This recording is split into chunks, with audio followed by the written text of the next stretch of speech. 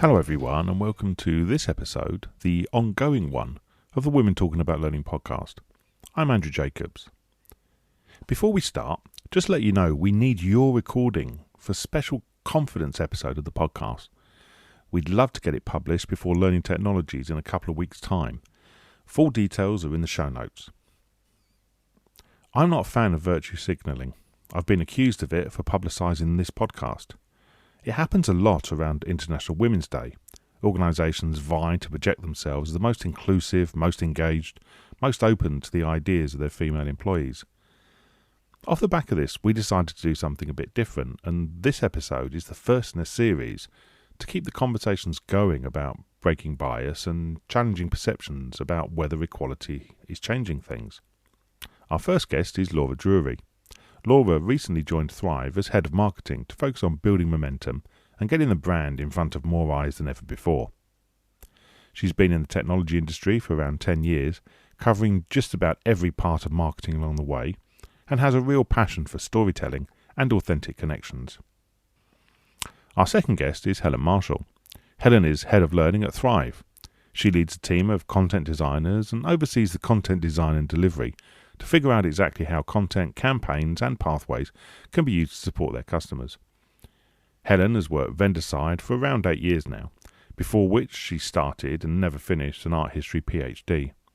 Helen herself says she was distracted by tech-based projects, teaching and writing about stuff that wasn't her research, and accidentally fell into the world of digital learning. This is Women Talking About Learning.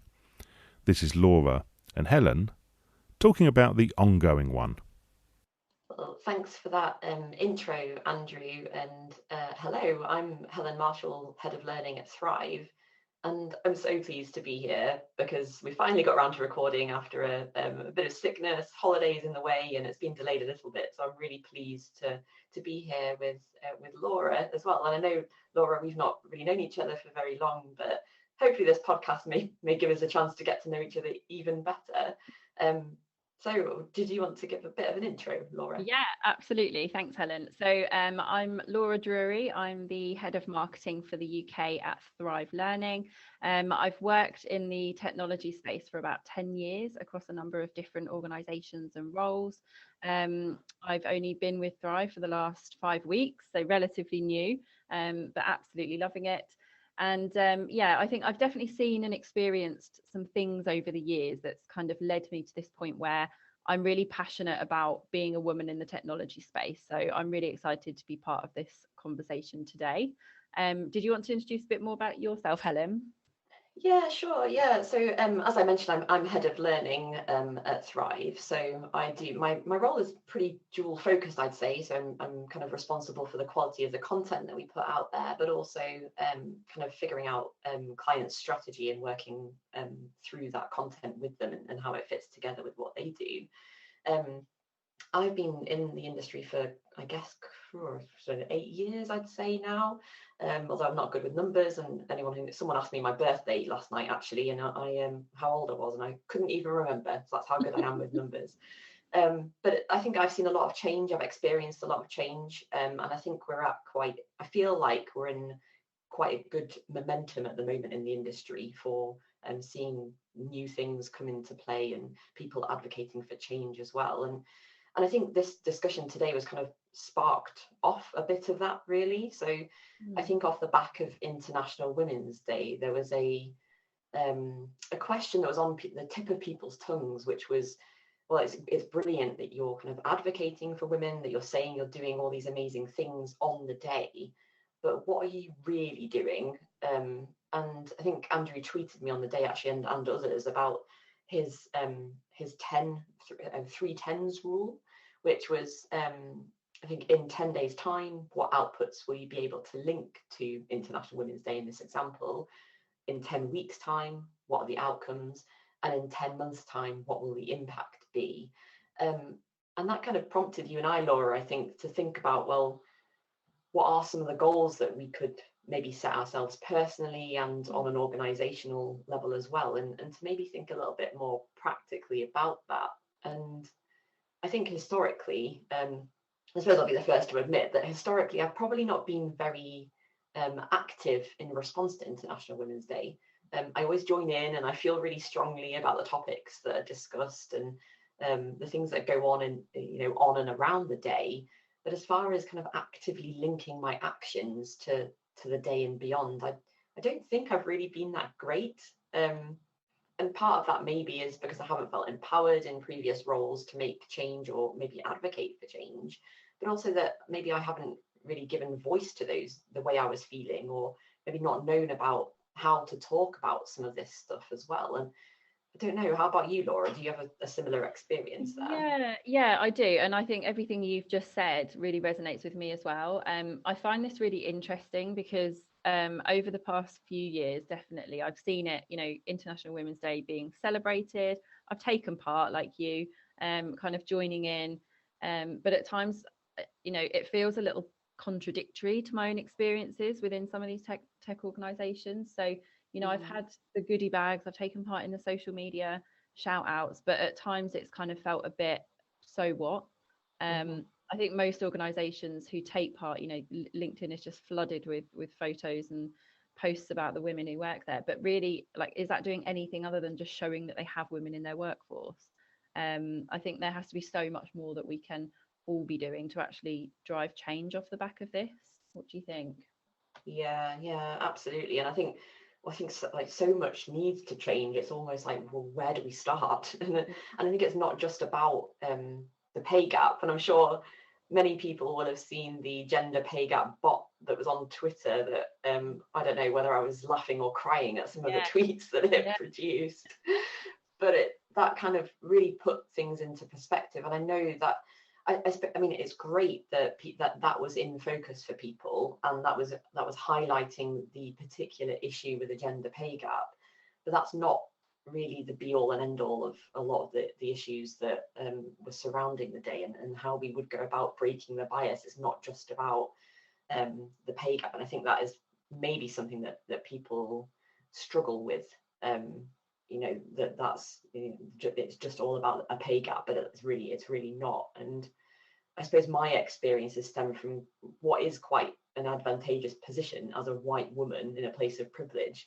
And I think I'm kind of ever conscious of giving way and supporting or encouraging other voices in any way that I can. And I suppose it's not just a workplace thing, then it becomes a community and a personal thing as well. And I think as a parent, I'm really conscious that those changes can start with me as well. And I suppose like the last 2 years really have changed people's perceptions so much, and shifted priorities, and people have had to juggle so much uncertainty. And there seems to be a real recognition that we need to talk more about that and about that past couple of years. And the impact particularly it's had on women in the workplace. I know you might have something to add about that, how that shift's been for you, Laura. Yeah, absolutely. I mean, I've had personally a really kind of interesting, I think is the right word, mix of experiences working in technology organisations in particular as a female. So, and I'd actually go back further than the past couple of years. So pre-pandemic, if any of us can remember that, to when I had my first child, which was almost 7 years ago now. I remember there's a couple of things that stick out really clearly in my mind. And one of those was being pregnant with my first son, heavily pregnant at work, and having a conversation with a colleague at the time who said to me as part of this conversation that without faltering, said I was at a point in my career where I'd hit my earnings peak, essentially. And this really struck a chord with me because I hadn't really considered it. I hadn't really thought about that. And I was absolutely sure no one had said anything like that to my partner. In relation to this, I'd worked hard to that point. I'd progressed in my career as I'd expected to. So I felt like I really wanted to argue it, but then I kind of sat back and I thought, well, maybe that's true. I don't know what it's going to be like as a working parent yet, and maybe she is right. And then when I went back to work after that first baby, my experience, unfortunately, was really negative. And it wasn't just because of the juggle, that comes with being a working parent that you're obviously very familiar with as well, Helen. But it was the perception of working mums at the organisation. I was just seen completely differently. They hadn't adjusted their culture to kind of change how we were treated. So trying to fit back into the same box we left was almost impossible. The need for flexibility was completely frowned upon back then, which made it really hard to get that balance. So I left that company not long after and joined another organisation, another tech organisation. And then when I was introduced to the business during their company-wide monthly presentation, a photo of my son had actually been deleted from the slide that they asked me to put together and just was not mentioned. And I just found that, I mean, I felt tears pricking in my eyes and I thought, is this it? Like, is this what being a working mum's all about? So I actually considered leaving employment altogether at that point. And it was really sad because it wasn't because of a doubt in my own abilities, that was still there. It was purely down to culture and perception and this environment that was set up in a way that didn't even acknowledge my role as a parent. So, you know, when you dig into the data, there's a huge disparity between males and females around how working patterns are affected after you have children. And I feel like we're placed at a huge disadvantage from the get-go. So yeah, I mean, I'm happy to say more recent experiences have been much more positive, and they've given me that confidence back to shout louder about being a working parent and to advocate for women who have families and careers. I think it's really important. And I think as well, the pandemic's really shone a light, not only on the imbalance of parenting, but also the strength of working mums. And I think that is a great thing. There's not many good things to come out of the pandemic and lockdown, but I do think that is one of them. And my situation then during the first lockdown, I was pregnant with baby number 3. I had a 2-year-old at home all day, every day, and I was trying to homeschool a 4-year-old on top of my full-time job. That's just nuts. So yeah, it was incredibly challenging, but I learned so much more about resilience and how to be resilient, and how much resilience I had as part of my character anyway during that time than any other time in my life. So I think, you know, to sum that point up, there's so much more that I bring to my role now as a result of that, and I think that's something that we need to talk about and explore how that can be kind of enveloped in our roles at work as well. And I know you've got young children, Helen. What's your experience been around that?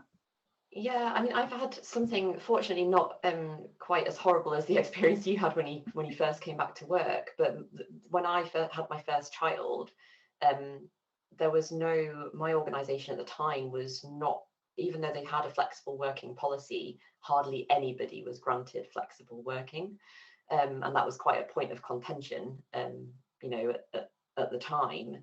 But I was kind of the opposite end of the scale in that I wanted to kind of prove everybody wrong and like come back to work full time and say I can handle being a mum and a full-time job at the same time, and really kind of put that pressure on myself to kind of prove that I could do it because of that expectation I felt, kind of linked to what you mentioned there about some of the challenges that you'd faced. And it's, yeah, it was, I always almost look back now and think it's not, I don't know why I put that much pressure on myself. You know, it should have just been what I wanted, and you know, really maybe I shouldn't have come back to work full time, or there's always that mum guilt, isn't there, around the decisions that you make anyway. Yeah. And it was fine. Like, I was good at my job. I managed to balance things. There are obviously times where, you know, childcare was impacted because of you know, various illnesses, and then that impacted work. But generally, I felt like it was okay. However, when my second child arrived, that kind of that was during the pandemic, so the situation was so unique in itself. But it's just, I mean, it sounds silly, but it's so much harder with 2 children, and I don't think I'd really kind of geared myself up for that. And I think that shift was very difficult to deal with. And I've just seen Andrew put a question in the chat there about are the experiences better because society has changed, or is it employers being aware, or something else? And I suppose my immediate response to that is probably a bit of everything. Yeah. Because there seems to be that kind of acknowledgement in society that women aren't going to be the ones that stay at home and look after children, or they don't have to be. Obviously, some people are or do, and I think that is encouraged in certain societies, but also employers I think it had potentially started on that journey of flexibility a bit before the pandemic hit anyway, and that they were recognizing that there needed to be more flexibility or balance between the personal and professional lives. But obviously the pandemic just kind of fast forwarded all of that stuff that was going on, and I'm not sure whether it has all been positive, or whether, you know, there's things that we're still going to need to unpack about the impact, like you say, working full time, trying to homeschool whilst having two young children is just, you know, that kind of impact on our emotional well-being, I think is still needs to be unpacked a little bit. And I think employers are aware that well-being has been affected in that respect, and they do need to be more flexible. They need to provide different options for people, and I have definitely seen a shift in that. But I do also think there needs to be almost a deeper conversation going on about some of these things, you know, and we need to maybe start talking a bit more about community and how we can build those connections together. What do you think, Laura? Yeah, I think you're right, and I think in response to that question, I completely agree. I think it's almost like a perfect storm of factors that's led us to this point. And I don't know about you, but when I look back to my working environment, you know, 3 years ago, even not a huge amount of time ago, I can't imagine working to that level of rigidity and kind of, you know, structure, because it just doesn't work for my circumstances at the moment. So back then, pre-pandemic, I think you're absolutely right. I think the pandemic expedited this a lot. I think pre-pandemic, I wouldn't have been able to work in the situation I'm in now, because I just have too many factors outside of work that impact where I need to be when. So, you know, and what I can focus on when, and all of these things. So I think employers are recognizing that, and I think they're changing. And I wouldn't just say they're putting provisions in place. I'd say they're fundamentally changing cultures and the way they hire, the way they onboard, the way they look at retaining their people. And I think that's really, really crucial, because we're going to have so many more options about how we work now. So trying to get people to work the way they used to, and we've kind of broadened it out here, but I think, you know, women are facing more of this need for flexibility because we are still the primary caregivers in most circumstances. I think that's the kind of situation that we're facing. So yeah, Laura, I totally agree with what you were saying, and I've just seen that kind of a question pop up from Andrew in the chat about if it is better if employers have become more flexible and are aware that they need to be more flexible. Is International Women's Day able to claim it as had an effect? And I don't know the immediate answer to this. And I know what I do know is that it seems to be a bigger thing these days. So International Women's Day is well marketed and people do get involved, and it has become a thing to do on a day. Whereas, and so I suppose that as a result of that, you know, it could be bringing key questions into focus for people, and it certainly does do that. But whether it's, you know, a primary driver of some of that stuff, I don't know. I think for me, I would say the primary driver has just been the absolute chaos that's been the last couple of years. And I think the increased kind of movement of International Women's Day is almost a kind of side effect of that, because companies are now having to be more flexible, having to recognise different challenges that people are facing, and understanding the huge pressure that's put on women in the workplace for different reasons, and doing something to sort of put a foundation under that and support it and try and drive change.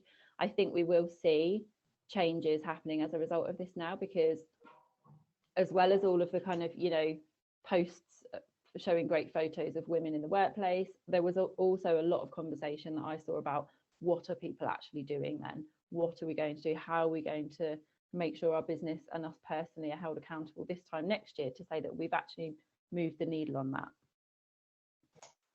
Yeah, absolutely. So I suppose, like, what do you think we will be doing, I suppose, on a personal perspective, but also a business perspective? So I did have some thoughts around this, and in the interest of complete transparency, I did admit to you, Helen, when we were talking about this session, that I wasn't sure I was doing enough to warrant a conversation about this topic. But I think with a bit more reflection, there's definitely things that are happening and things that I'm a part of that we can hopefully look back on and recognise that there was a difference, something has made a difference. So the first one for me was just joining Thrive. I think I have to mention that. I mean, Thrive has a culture like I've never seen before. Inclusivity, equality, they're just baked in to this organization. It's not an initiative, it's not a campaign, it's not an annual kind of drive, it's just part of their DNA. So I think, you know, there's amazing women doing amazing things all around me every day, with complete flexibility to make it work for them. So one of my personal goals is to definitely make the most of that environment to excel and to grow and to learn as much as possible. That's absolutely what first came to my mind. I think as well, within our marketing itself, you know, the marketing that we do as a business, I think we do a really good job of advocating and showcasing amazing women. And that's something I definitely want us to continue to focus on. So if you're kind of familiar with our marketing, if you follow us on our social channels, you'll see lots of our client stories are incredible women talking about the incredible things they're doing within their own organizations to drive change. And I think that's a message we absolutely need to keep fostering and keep pushing with our marketing efforts and our marketing initiatives. Another thing for me I want to do is to take a really close look at who we work with in the industry, and partner with thought leaders who are driving this change as part of their own agenda, which is kind of happening naturally anyway, because that fits well with our culture and our vision. But I think that's going to be so powerful for us as a business. So I can't wait to look back at that particular one in a year and see some of the great things that we've hopefully managed to do. And then just a couple more for me. So another goal that I'm setting for myself is to definitely parent louder. And I saw that phrase on an article that an ex-colleague posted, and it really resonated with me. I've never forgotten it. So in the past, here comes the mum guilt. I've shied away from publicly acknowledging the challenges and the reality of being a working mum. And I felt really guilty about having time off on maternity leave. But I'm at exactly where I hope to be in my career. So nothing has gone wrong. It's made me, if anything, way more focused, more organized, more resilient, that I touched on earlier. So I think I'm in a better place now as a result of being a mum. So I'm just going to be louder about that. And then my final point to make was around skills. So we talk about skills so much as a business, and how we are helping our clients understand and grow the skills in their teams and fill the skill gaps that they have as an organization. I would love to see something that recognizes and builds on the skills that we've been talking about in this session. You call them power skills, Helen, that women bring to the table as a result of their experiences. So I don't think we make enough of that. And then how can we get other people in the business to learn from those experiences so that they're growing as a result as well? That would be awesome. Yeah, amazing. That's like so many amazing things there, Laura, for yourself and for the organisation as well. And you just reminded me of a couple of conversations that I've had recently. So one was with one of my team, Augie, and he was telling me all about these amazing things that he does in his spare time, and I was like, oh, well, I don't have anything interesting to contribute to. Like, what do I do in my spare time? And he was just so insightful about the skills that I have as a parent. And he said, like, I would know nothing about half of the things that you have to do on a daily basis. And it was just such a nice moment of, actually, that's so true. And I don't think we give ourselves enough credit for that. No. And that kind of links in with what you were saying there about parenting louder as well, because another conversation I actually had last night with one of our colleagues, Donna, she said having children makes her a better Donna. And I thought, again, it's true. It, like, having children makes you a better version of yourself, because you want to be a better version for your children and do the best for your children. So I'm with you on so many of those things that you just mentioned, and I'd love to also see some of those power skills, like the things that Augie said, that I have that I haven't maybe recognized in myself, and how we can share that knowledge and those skills with others in the organization or outside of it, as well, or whatever that ends up looking like. And I suppose from a personal perspective, I was kind of similar to you in that I am, because I have historically not, continued taking action as a result of International Women's Day. I was quite conscious that I definitely wanted to do that this year, and now also I'm probably in more of a position where I feel able to do that too. So I immediately offered my time to Young Women's Trust, who are a feminist organisation who are supporting young women and striving for economic justice for young women. And I signed up to their emails actually, just to kind of get a feel of what they're about. And they've got such a great marketing campaign, and the content that they just kind of hook you in and suck you into all these like facts and figures about the impact of various things on women. So definitely recommend people kind of go and have a listen and see what they're all about. But I thought actually they'd be a really good organization to donate some time to. So I'm being a bit more conscious about offering my time to other people, and using my voice to help people if I can. And I do that, I think, within a work environment and within the industry too. I mean, I have quite a lot of conversations with people within the industry quite regularly, and I want to kind of continue that. And I think that's definitely something that falls in line with this idea of breaking the bias that International Women's Day was all about this year. But then also I'm quite conscious, like you, of what's going on inside Thrive. And like you say, it's so refreshing to be part of an organization where inclusivity is kind of on everybody's minds, and it's part of the conversation that we have here. But also, like, there's still work to be done, right? It's not like we're not at the place where we're like, right, that's brilliant, no more work needs to be done, or whether we'll ever get to that place, I don't know.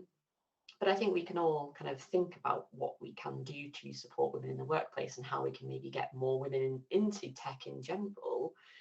And that's something I think we could definitely start to have conversations about. I know Sean has given over a platform to help young women code. And he's given that, it's called Code with Zeal, and it's encouraging females to get involved and to code and to give them that space to share knowledge and share a community around this knowledge. And that, I mean, that's brilliant, because that's just directly supporting women who need that space and need that support. So I know we're already taking kind of action in that space, but it'll be interesting to see where that goes and how we can continue to do that. And then I suppose there's more kind of simple things. So being an active ally, and I think, Laura, I mentioned this to you earlier, that I find it personally much easier to be an ally to somebody, to call somebody out for something that they're doing wrong against someone else, than I am about calling someone out for doing something wrong against me, which I think is quite interesting and probably needs a bit of self-reflection on that and what can go into that. But I think being an active ally where I can, calling things out that you see that aren't right, like all male panels, for example, and I know Andrew shares that passion. So I think there's bigger things and smaller things that we're all doing, and I suppose when we look to continue this conversation, when we next come together as part of the ongoing series, it would be good to see what we've put in place, and what if any of the goals we have achieved by that point, and start thinking a little bit more about what the outcomes are of these conversations, but also this reflection as well, and recognizing that I suppose we can always do better, but also that we're already doing a pretty good job as well. It's been such a great chat and moment of reflection, Laura, so thank you for sharing so openly with me and being part of this conversation. No, thank you as well, Helen. It's been a real pleasure to speak and vent on some of those issues. So I'm looking forward to the next session where we can look back and hopefully have some exciting updates and some things to report on. Definitely. That was a fascinating conversation to sit in on. And this episode really does, I think, set the context as to what this series is going to be. Both Laura and Helen have been very brave to publicly commit to doing something like this, and to allow us to chase and follow it up. The next episode will be out in mid to late June, and we'll find out how much Laura and Helen have achieved then. An enormous thank you to them both for both recording now and working around the complex calendars and issues that they mentioned before, but also committing to more recordings. You'll find both Laura and Helen's details in the show notes, as well as links they've mentioned. Remember to send us your 3-minute audio recordings on confidence. Again, all the details are in the show notes. And please like and subscribe to Women Talking About Learning on your podcast player. It really does make a difference because people can find us and then they can subscribe too. Take care, and we'll see you again soon.